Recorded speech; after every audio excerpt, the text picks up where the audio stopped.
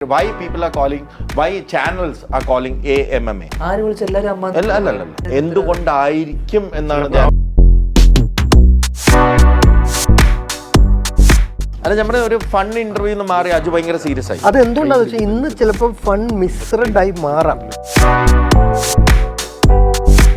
പറഞ്ഞു വിട്ടത് ഹൈദരാലിയാണോ? ഞാനാണ് ഹൈദരാലിയെ പറഞ്ഞു കൊടുത്തത് പല കാര്യങ്ങളും. അങ്ങനെ ഇരുത്തിയിട്ട് ഹൈദരാബാദ് ട്രാൻസ്ഫർ ആവൂലേ? ഹൈദരാലിയുടെ കാര്യം ഹൈദരാലി പല കാര്യങ്ങൾ കേൾക്കും, പക്ഷെ ഹൈദരാലിക്ക് തോന്നുന്നതേ ഹൈദരാലി പറയുള്ളൂ. അത് ഹൈദരാലി തന്നെയാ പറയണേ. ഹൈദരാലി ഇതിനിടെ തോണ്ടിട്ട് എന്നോട് പറഞ്ഞ് 5000 കിട്ടുവാണെങ്കിൽ 2 അവന് കൊടുക്കണോന്ന്. 2-3 മാസം അല്ലെ 2-3 ദിവസം മുമ്പ് ഞങ്ങൾ ശബരിമലയിൽ പോയി സർവ്വഭാഗങ്ങളും കഴുകിക്കളഞ്ഞു. അങ്ങനെ ഒന്നും കഴുകിയാ പോകുന്ന ഭാഗങ്ങളല്ല. കുംഭമേളക്ക് പോയില്ലോ? ഇല്ല. I was with the old people, but cult people ആയിരുന്നു. ഇന്നത്തെ അപ്പൂപ്പന്മാരെ പോലൊന്നും അല്ല. 25 years മീഡിയ കാരിൽ ഫസ്റ്റ് ഇന്റർവ്യൂ ആണ്.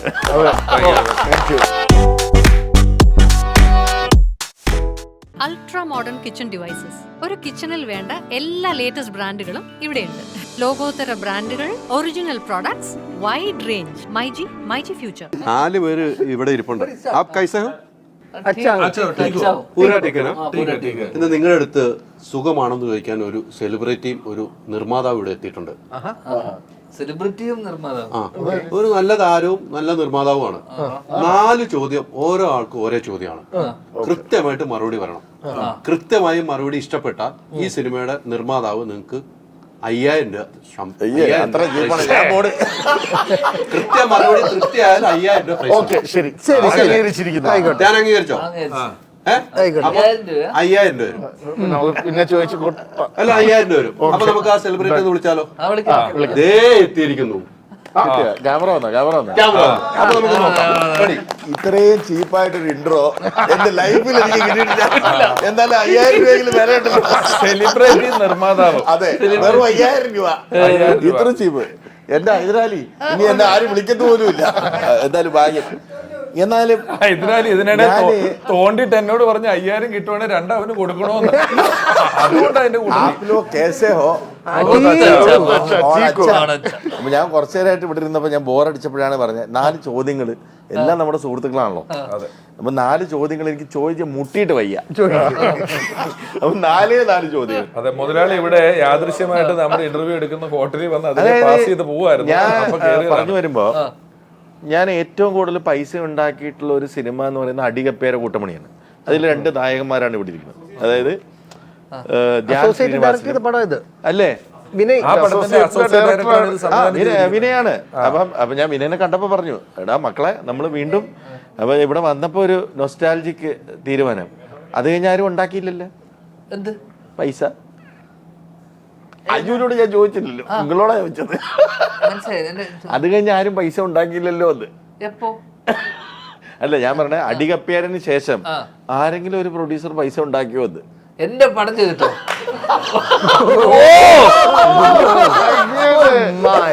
ഒരു 5000 രൂപയ്ക്ക് വേണ്ടി, 5000 രൂപയ്ക്ക് വേണ്ടി. ഓ എന്റെ അലി, പക്ഷേ നിങ്ങളോട് നിങ്ങൾക്ക് ഇത് പറഞ്ഞു തന്ന ഈ ചോദ്യം അതിനുശേഷം ഇത്രയും ബുദ്ധി കൗണ്ടർ ചോദ്യം ഉണ്ട്.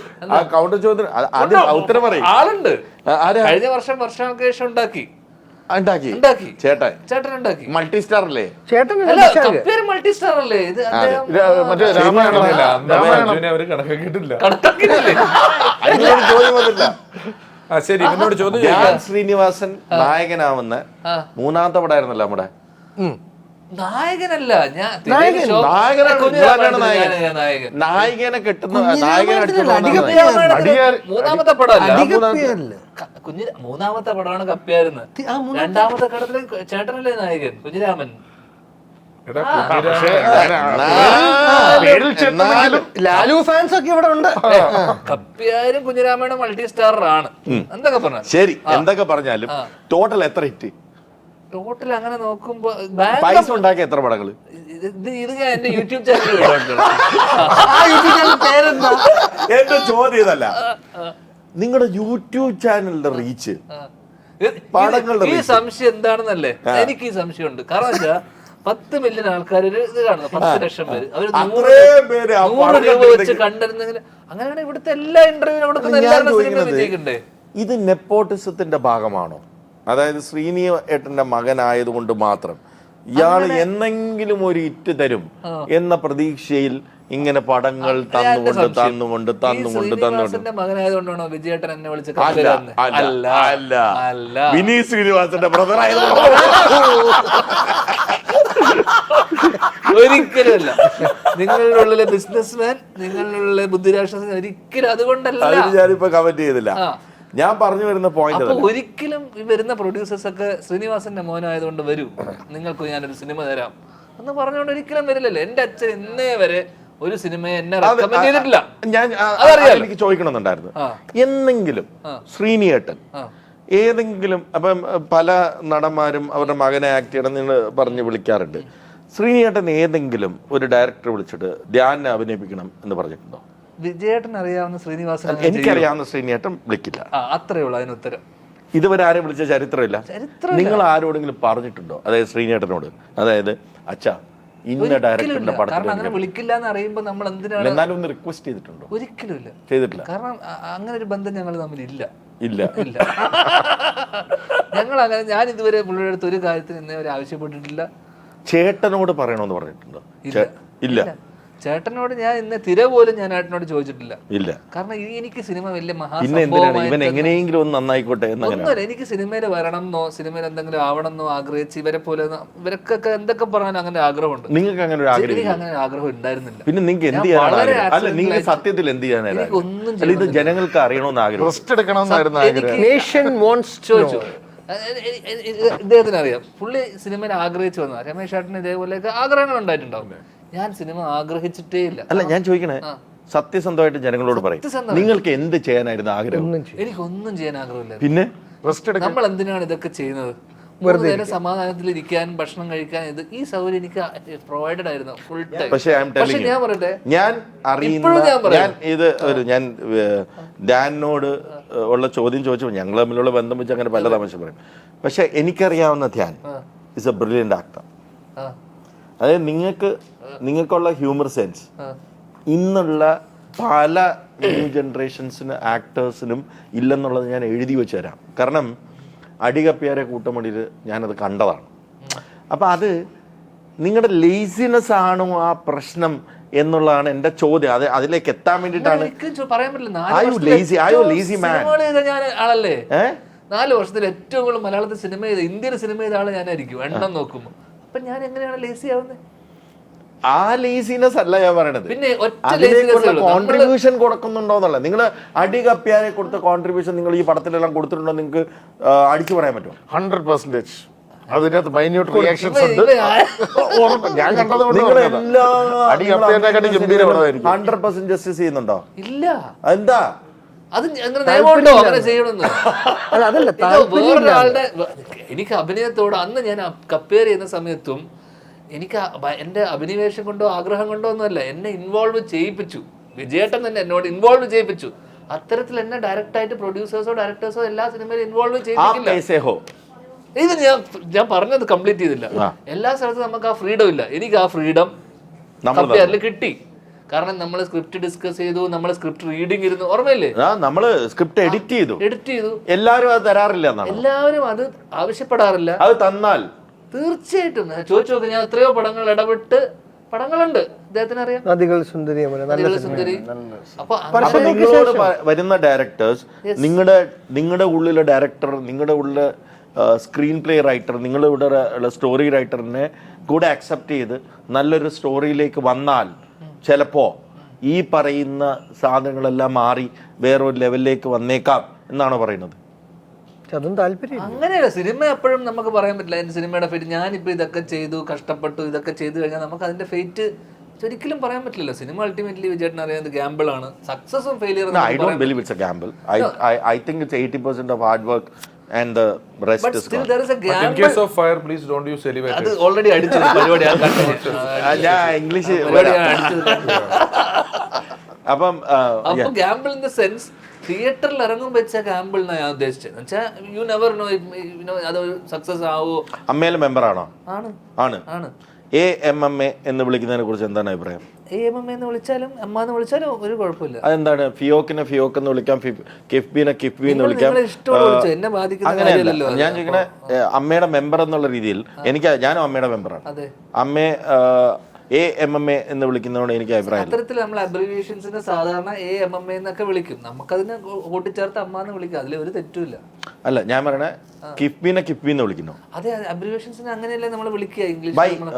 Why that segregation? What do you think? Why is that segregation?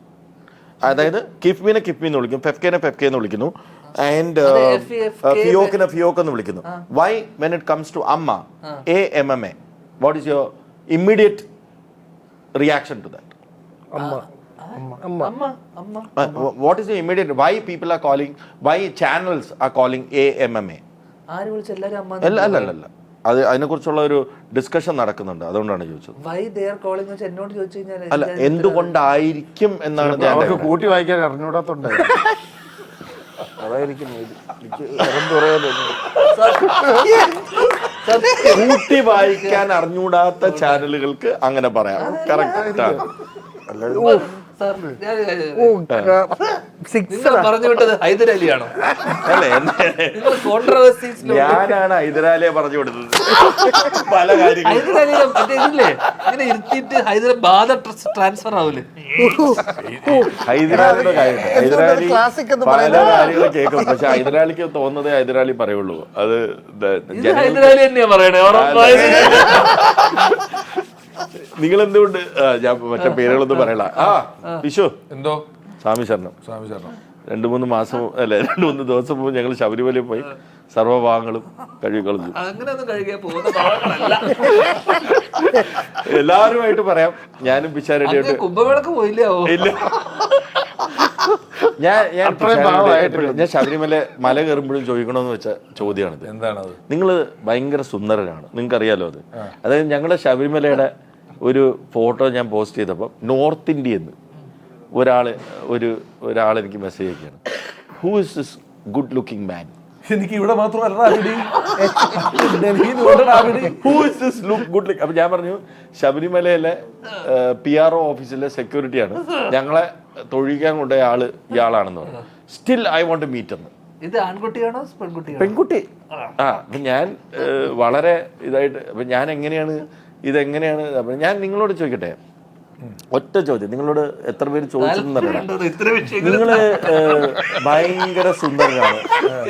എന്റെ ഒരു അഭിപ്രായത്തില് നിങ്ങൾ ഇപ്പോഴുള്ള യങ് സൂപ്പർ സ്റ്റാറുകളുടെ വെച്ച് കമ്പയർ ചെയ്യുകയാണെങ്കിൽ നിങ്ങൾ അവരെക്കാളിലൊക്കെ വലിയ സുന്ദരനാണ്. നിങ്ങൾക്ക് അങ്ങനെ തോന്നിയിട്ടുണ്ടോ? എനിക്കങ്ങനെ തോന്നിയിട്ടില്ല. ഞാൻ പറയുന്നു, നിങ്ങൾക്ക് ഭയങ്കരമായ സൗന്ദര്യമുണ്ട്, പക്ഷെ എന്തുകൊണ്ട് നിങ്ങൾ ആ സൂപ്പർ സ്റ്റാർ ലെവലിലേക്ക് എത്തിയില്ല? എനിക്ക് ഫ്രൈഡേ ഫിലിംസ് എന്നെ വിളിച്ച് 2-3 പടം ചെയ്യേണ്ടതാകുന്നു. ഞാൻ റെഡിയായിട്ട് നിൽക്കുകയാണ്. സൗന്ദര്യം മാത്രമല്ല വഴിയെന്ന് നിങ്ങൾക്ക് തോന്നിയിട്ടില്ല അപ്പോഴും? സൗന്ദര്യം എനിക്ക് തോന്നിയിട്ടില്ല. അതിനകത്തൊരു കാര്യമുണ്ട്. ഈ ഇപ്പം അത് പറഞ്ഞായിരുന്നു, അതിനെ കുറിച്ച് നേരത്തെ ഞങ്ങൾ സംസാരിച്ചായിരുന്നു. അപ്പൊ എന്താ പറഞ്ഞെന്ന് വെച്ചാൽ നിങ്ങൾ സംസാരിച്ചു ഈ കാര്യം എന്തുകൊണ്ട് സൂപ്പർ സ്റ്റാർ ആവുന്നില്ല എന്നുള്ളൊരു ചോദ്യത്തിനുള്ളൊരു കാര്യം എന്ന് പറഞ്ഞു കഴിഞ്ഞാൽ, ആട് ഫസ്റ്റ് പാർട്ട് നമ്മുടെ അത്ര ഹിറ്റ് ആയില്ലല്ലോ, സെക്കൻഡ് പാർട്ടല്ലേ സൂപ്പർ ഹിറ്റ് ആയത്. അതുപോലെ നമ്മുടെ ചേട്ടന് കപ്പൽ മുതലാളി, ഇനി ഞങ്ങളൊന്ന് ഇതൊക്കെ ചെയ്ത് കുറെ മ്യൂസിക് ഒക്കെ ഇട്ടിട്ട് കുറെ സീൻസ് എടുക്കുന്നുണ്ട്. ഇത് കപ്പൽ മുതലാളിയുടെ സെക്കൻഡ് പാർട്ട് ഇറക്കുന്നുണ്ട്. അപ്പൊ അതുവഴിയാണ് ഇനി ഹിറ്റ്. അപ്പൊ അതോടെ തീരുമാനമാവുന്നാണ് പറഞ്ഞത്. അല്ല, നിങ്ങൾ അതിനെ ഇവാലുവേറ്റ് ചെയ്തിട്ടുണ്ടോ? എന്തുകൊണ്ട് ഇല്ല? അതുകൊണ്ട് വലിയ ദുഃഖമില്ല. മൊത്തത്തിൽ നല്ല ലാഭത്തിൽ ടെലിവിഷനിൽ സൂപ്പർ സ്റ്റാറായി നിൽക്കുമ്പോഴും സിനിമയിലും ഡയറക്ഷനിലും അവിടെ വരെ എത്തിയില്ല എന്നുള്ള ദുഃഖം നിങ്ങൾക്കില്ല? അതിനുകൊണ്ട് എന്ത് ചെയ്യാൻ പോകും?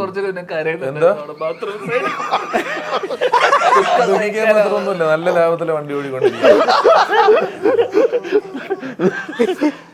ലാഭമാണ് ഇത്രയും സുന്ദരനായ നായകനെ, ഇത്രയും സുന്ദരനായ ഒരാളെ വിജയേട്ടൻ എന്തുകൊണ്ട് ഫ്രൈഡേ ഫിലിംസിൽ കാസ്റ്റ് ചെയ്തില്ല? അതിന് മറുപടി പറഞ്ഞു. ഞങ്ങള് അതെ, അപ്പൊ അങ്ങനെ ഒരു ചോദ്യം വന്ന സ്ഥിതിക്ക് ഞാൻ കാസ്റ്റ് ചെയ്ത് കഴിഞ്ഞു. ഇദ്ദേഹം ഒരു നെപ്പോക്കില്ലാത്തോണ്ടല്ലേ? പിഷാരടി ഡയറക്ട്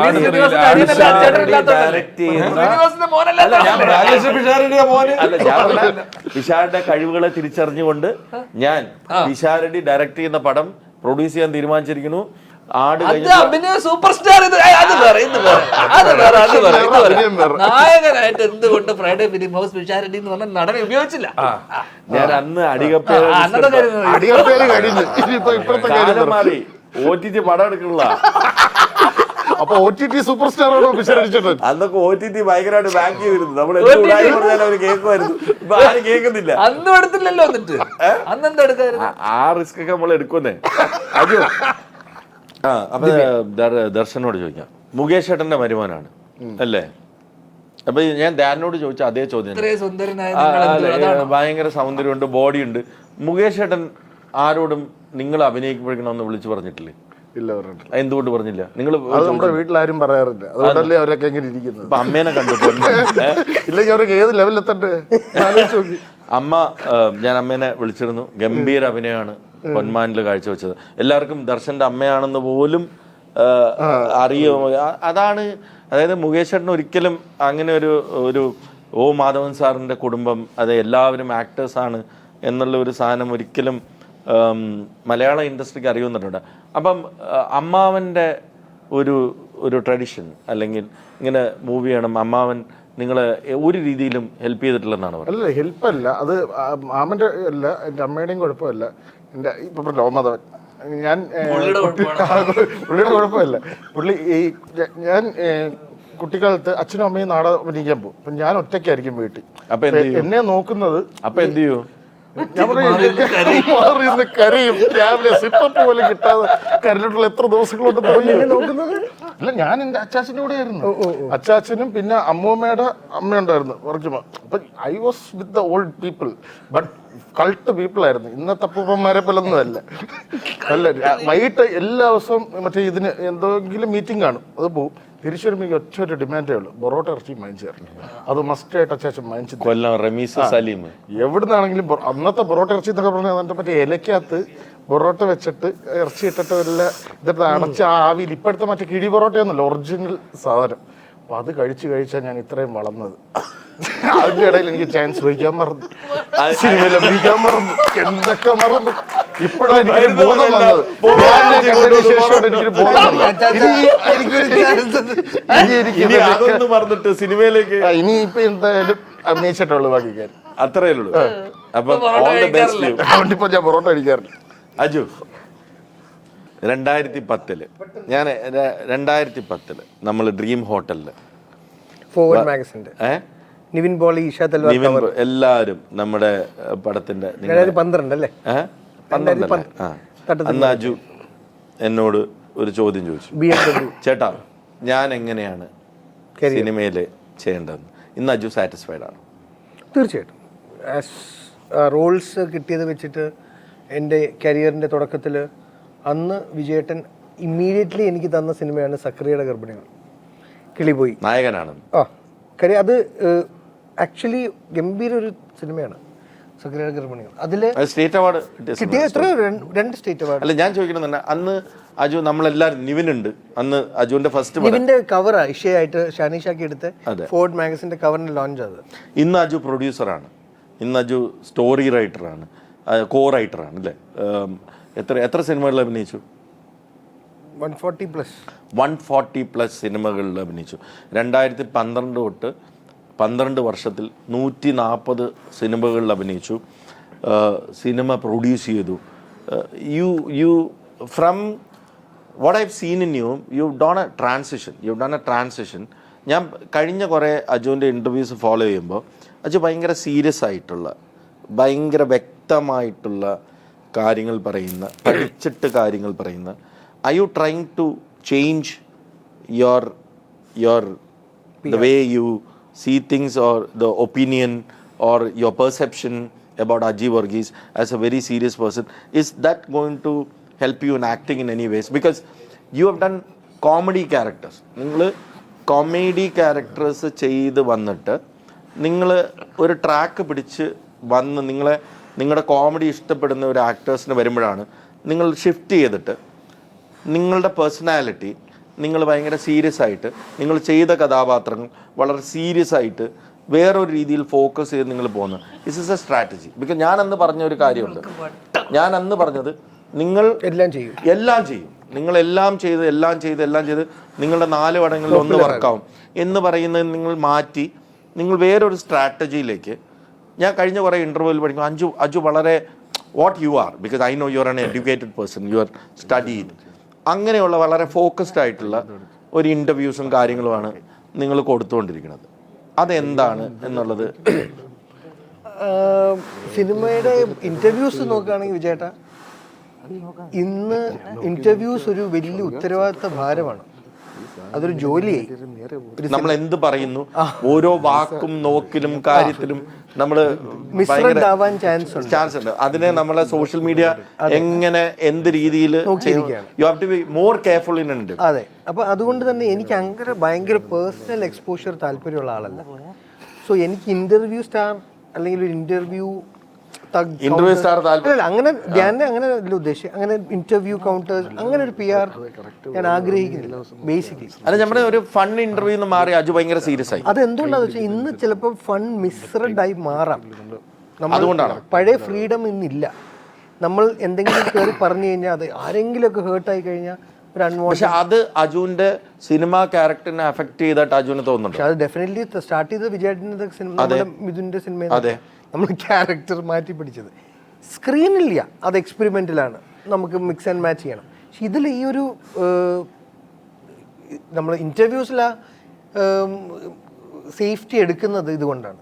കാര്യം പലപ്പോഴും തെറ്റിദ്ധരിക്കപ്പെടും. The social media is affecting unnecessarily, so you are being very careful. അതെ, അതിന്റെ അറ്റൻഷൻ വേണ്ട എന്നുള്ളതാണ്. അറ്റൻഷൻ വേണ്ട, റോങ് അറ്റൻഷൻ വേണ്ട. But otherwise in the last 12 years, one question to you, what is your biggest achievement? What do you think is the biggest achievement? Malayala cinema produce ചെയ്തിട്ടുള്ള sustaining അല്ലല്ല produce ചെയ്തിട്ടുള്ള എന്നോട് ജഗദീഷ് ചേട്ടൻ വർഷങ്ങൾക്ക് മുമ്പ് പറഞ്ഞിട്ടുണ്ട് നടന്മാരോടൊപ്പം നിൽക്കാൻ പറ്റി. ജഗദീഷ് ചേട്ടൻ പണ്ട് എന്നോട് പറഞ്ഞിട്ടുള്ളൊരു കാര്യമുണ്ട്. ഓരോ ആക്ടേഴ്സിനും ഒരു സീസൺ ഉണ്ട്. അതായത് ഒരു വട്ടം പെട്ടെന്ന് വരും, നിൽക്കും, പോവും.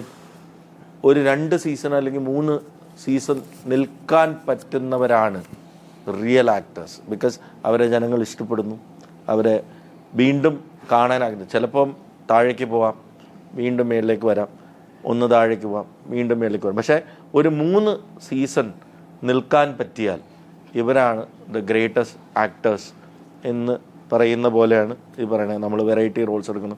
എനിവേസ്, നിങ്ങളോടൊപ്പം 4 വാക്ക് സംസാരിക്കാൻ പറ്റിയതിലും ഇന്റർവ്യൂർ ഇരിക്കാൻ പറ്റില്ല ഫസ്റ്റ് ടൈം വളരെ സന്തോഷം. എത്ര വർഷത്തെ മീഡിയ കരിയറിൽ? ഒരു 25 years മീഡിയ കരിയറിൽ ഫസ്റ്റ് ഇന്റർവ്യൂ ആണ്. അങ്ങനെ ഒരു മിനിറ്റ് നിർത്താം. ഈ മത്സരത്തിൽ വിജയിച്ച ഒരാളെ പ്രഖ്യാപിക്കണമെന്ന് പ്രൊഡ്യൂസർ പറഞ്ഞു. പ്രൊഡ്യൂസർ ഒന്ന് കയറി വരും, ഒന്ന് കയറി. അതും കൂടെ ഒന്ന് പറഞ്ഞു. 5000